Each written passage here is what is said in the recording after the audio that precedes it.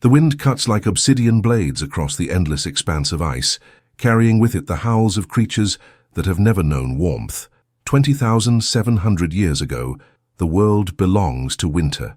Glaciers tower like frozen mountains, their blue-white faces stretching toward a pale sun that offers light, but no mercy. This is the last glacial maximum, when ice sheets 2 miles thick crush entire continents beneath their weight, and the ocean has retreated so far that lands once drowned now lie exposed, waiting.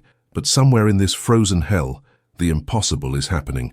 Human footprints press into ground that should be death itself, marking a journey that will echo through millennia. These are not the comfortable migrations of warmer times, not the gentle expansion of curious tribes following game trails and river valleys. This is something far more desperate, far more magnificent. This is humanity betting everything on a single, terrifying gamble. Kelu feels the ice crystals forming in her breath as she crouches behind the wind-carved ridge, her dark eyes scanning the white wasteland ahead. Her people have been walking for longer than memory serves, following the herds across a bridge of land that shouldn't exist. Beringia, this temporary continent, born from the marriage of ice and falling seas, stretches between two worlds like a promise written in stone and permafrost. Behind them lies everything they've ever known. Ahead waits the unknown. The mammoth herd moves like brown mountains against the snow, their tusks gleaming ivory in the Arctic light. These giants are their lifeline, their mobile grocery store in a world where a single miscalculation means death for everyone. But the herds are restless now, sensing something their human followers cannot yet comprehend. The land itself is calling them eastward, toward a horizon that seems to swallow the sky. Kelu's father, Natar, emerges from the family shelter, his weathered face reading the signs written in wind and cloud. He's lived through 47 winters, ancient by the standards of their time, and his survival means he understands this harsh world better than anyone. The lines around his eyes speak of countless decisions between life and death, of hunts that succeeded and companions who didn't return. Today, those same eyes hold a mixture of determination and fear that makes Kelu's stomach tighten. The decision that will change everything comes not from ambition, but from desperation. The climate is shifting again, the ice sheets beginning their inexorable retreat, and with them goes the bridge that has sustained their people for generations. Already, the coastal areas flood with each tide, and the hunting grounds that fed their grandparents disappear beneath rising waters. They can stay and die slowly with the familiar, or risk everything on the unknown continent that beckons from beyond the eastern mountains. Natar raises his arm, the signal rippling through their small band like wildfire. 23 people bound together by blood, necessity, and shared survival against odds that would crush lesser souls. They represent thousands of years of human evolution, the culmination of countless adaptations that allowed their species to survive ice ages, volcanic winters, and predators that make modern nightmares seem tame. Now all of that accumulated wisdom, all of those hard-won genetic advantages, focus on a single moment of decision. The crossing begins at dawn, when the aurora still dances green and gold across the northern sky.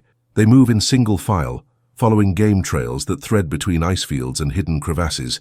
Each step is calculated, each breath measured.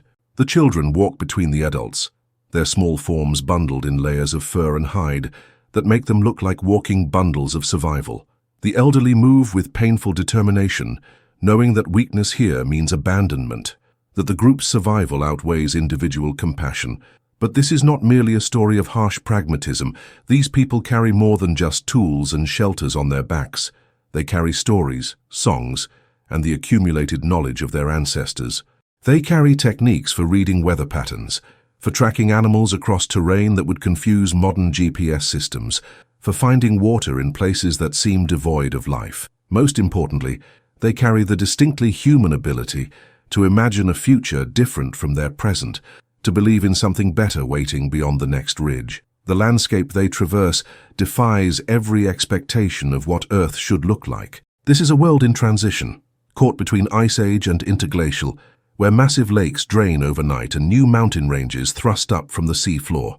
Volcanic activity punctuates their journey, with reminders that the planet itself is restless, undergoing changes that dwarf human timescales but directly impact human survival. Ash clouds darken the sky for days at a time, turning midday into twilight and coating everything in a fine grey powder that tastes of sulfur and change.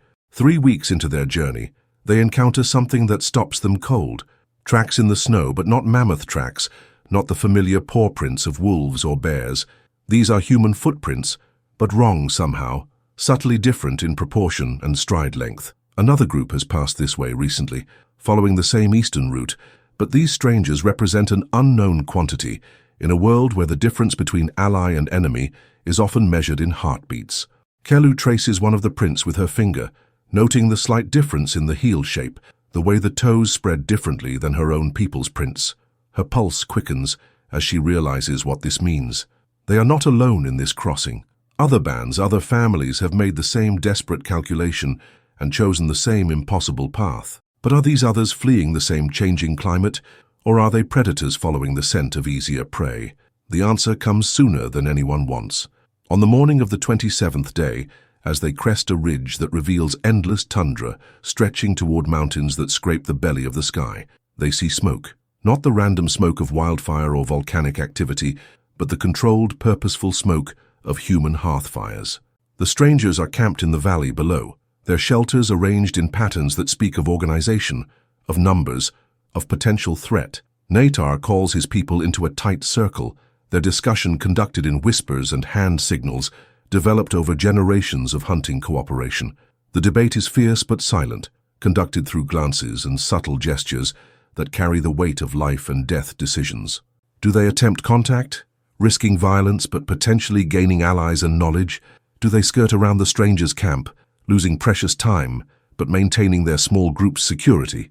Or do they turn back, admitting defeat and facing the slow death of a dying homeland? The decision, when it comes, emerges not from debate but from observation. One of the children, barely old enough to walk steadily, points toward the stranger's camp, with the fearless curiosity that only the very young possess.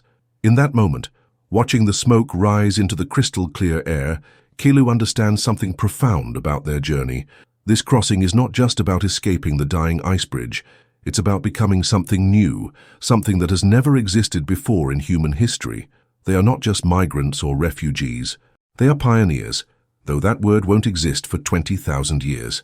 They are the first Americans, though America itself is still a nameless continent waiting to be discovered, explored, and inhabited. Their footprints in the snow represent the beginning of a story that will encompass civilizations, empires, and dreams beyond their wildest imagination. The approach to the stranger's camp unfolds with agonizing care. Every step is negotiated, every gesture laden with meaning that transcends language barriers. These two groups, meeting on a frozen plain at the edge of the known world, represent distinct branches of humanity that have been separated for possibly thousands of years. Their tools are similar but subtly different, their clothing adapted to the same harsh environment, but showing variations in technique and material use that speak of different cultural traditions. The first words exchanged are not words at all, but the universal human language of shared necessity. One of the strangers, a woman roughly Kelu's age, points toward the eastern mountains and makes a gesture that clearly indicates direction and distance. Her meaning is unmistakable. The passage ahead is difficult but possible. The relief in Natar's face is visible even beneath the weathered mask of survival he wears like armor. But the encounter reveals something that changes everything they thought they knew about their journey. These strangers are not fellow refugees fleeing the collapsing ice bridge. They are returning from the east, from the unknown continent, and their presence here means something that sends shockwaves through both groups. The passage is not one way. People have not only reached the eastern continent, they have survived there, thrived there, and some have chosen to return. The implications hit Kelu like a physical blow. The nameless continent ahead is not empty wilderness waiting for first human footsteps. It is already home to people, possibly many people, possibly people who have been there for generations. Their desperate escape plan has suddenly become something far more complex. They are not discoverers, but latecomers to a world that may already be claimed, divided, and defended. The woman who seems to be the stranger's leader begins sketching in the snow with a sharp stick, creating a rough map that shows coastlines, mountain passes, and river valleys. But more importantly, she sketches the locations of other human settlements, other groups who have made the crossing successfully and established themselves in the new land. Each mark in the snow represents hope and competition in equal measure. The story she tells through gestures and shared pictographs scratched in the ice is both inspiring and terrifying. The eastern continent is vast beyond imagining, filled with game animals that have never learned to fear human hunters, with forests that stretch beyond the horizon, with rivers that run clean and full. But it is also home to predators that make the dire wolves of Beringia seem tame, to weather patterns that can trap unwary travelers for months, to diseases and hazards that have claimed the lives of entire bands. Most chilling of all, she indicates that some groups who attempted the crossing have simply vanished, leaving no trace except scattered bones and abandoned campsites.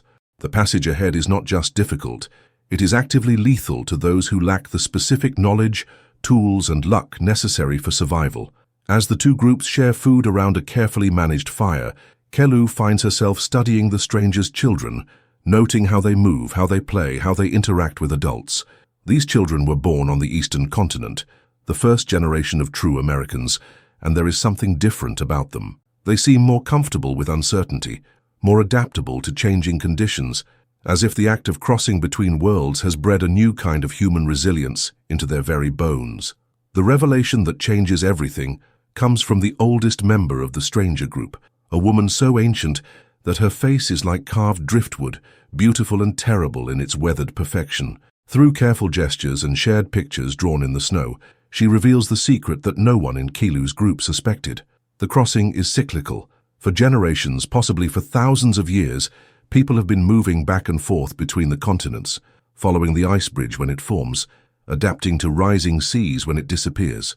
They are not pioneers at all, but the latest chapter in an ancient story of human migration that spans ice ages and interglacials, that connects Asia and America in an endless cycle of departure and return. Their ancestors made this same journey in previous glacial periods, and their descendants will make it again when the ice returns in millennia to come. This knowledge fundamentally alters their understanding of what they're doing and why. They are not fleeing to unknown territory, but returning to an ancestral homeland that their people may have left generations ago. The eastern continent calls to them not as strangers, but as distant relatives coming home to a land their bloodline once knew intimately. The parting between the two groups occurs at dawn, as the aurora paints the sky in shades of green and gold that seem to promise hope for the day ahead. The strangers continue westward, back toward the dying ice bridge and whatever futures await them there. Kelu's people push eastward, toward the mountains that mark the gateway to their ancestral future. But they do not travel alone. Two of the strangers, a young couple with intimate knowledge of the eastern passages, have chosen to turn around and guide Kelu's group safely through the hazards ahead. Their decision to abandon their own westward journey speaks to something profound about human nature, about the bonds that transcend tribal loyalty and individual survival. They are betting their lives on strangers, investing their accumulated knowledge in people they barely know, for no reason, except the shared human understanding that survival is a collective enterprise. The mountains, when they finally reach them, are unlike anything in their experience.